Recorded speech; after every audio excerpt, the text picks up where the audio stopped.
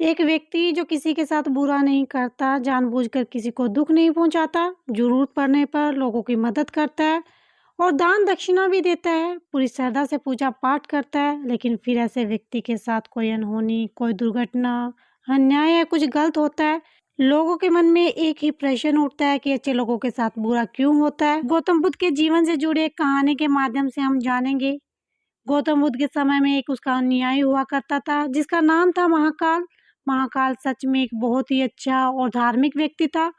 लोगों की मदद करता, गरीबों को दान देता, किसी के साथ अन्याय नहीं करता और बुद्ध द्वारा बताए गए पंचशीलों का पालन करता और वो बुद्ध द्वारा बताए गए साधनों का अभ्यास करता। हर पूर्णिमा और अमावस्या को बौद्ध आश्रम में होने वाले उपोषण में हिस्सा लेता और पूरी रात बुद्ध के प्रवचन सुनता। एक दिन उसने उपोषण किया और रात को बुद्ध के प्रवचन सुने।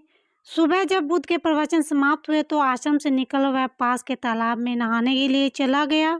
उसी रात उस गांव में कुछ चोर एक घर में चोरी करने के लिए घुस गए थे।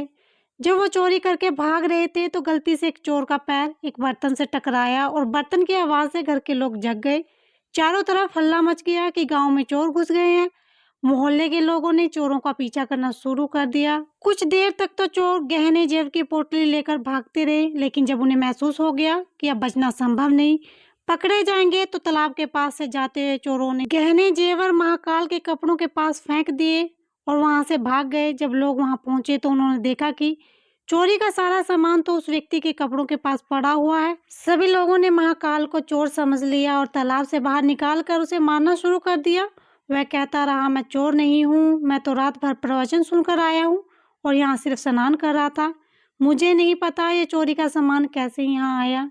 लेकिन भीड़ ने उसकी एक भी नहीं सुनी और ये कहते हुए और अधिक मारने लगे। अच्छा, चोरी करने के बाद अब नाटक कर रहा है कि मैं अच्छा आदमी हूँ, प्रवचन सुनकर आया हूँ। गुस्साई भीड़ ने उसे इतनी बेरहमी से पीटा कि उसकी मौत हो गई और उस मृत महाकाल के शरीर को वहीं छोड़कर लोग अपने घरों में चले गए।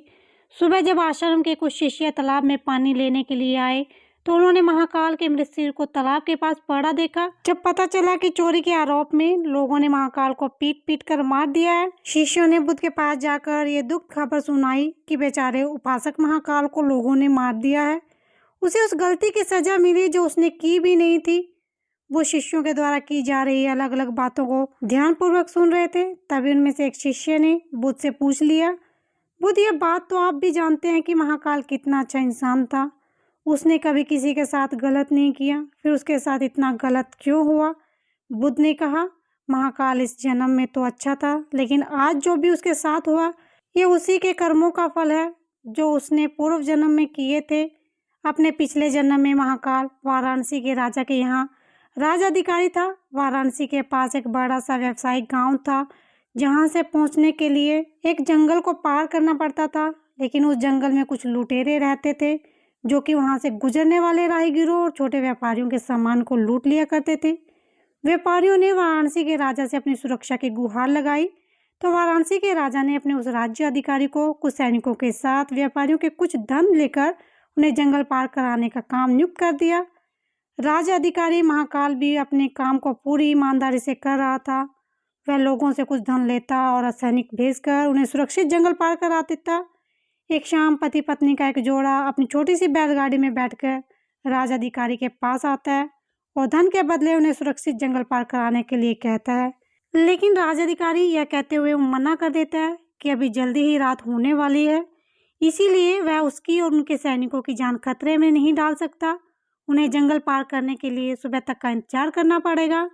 वह पति पत्नी बहुत आग्रह करते हैं, अभी रात होने में बहुत समय है, वह भी जंगल पार कर देंगे।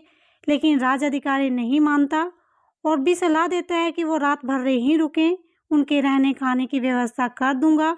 पति पत्नी को मजबूरन उस राज अधिकारी की बात माननी पड़ती है। असल में उस राहगीर की पत्नी बहुत सुंदर थी, जिसे देखकर राज अधिकारी उस पर मोहित हो गया था। उसने दोनों पति पत्नियों के खाने की व्यवस्था कर दी, लेकिन साथ ही वह उसकी पत्नी को पाने की तरकीबें सोचने लगा। उसे एक तरीका समझ आया।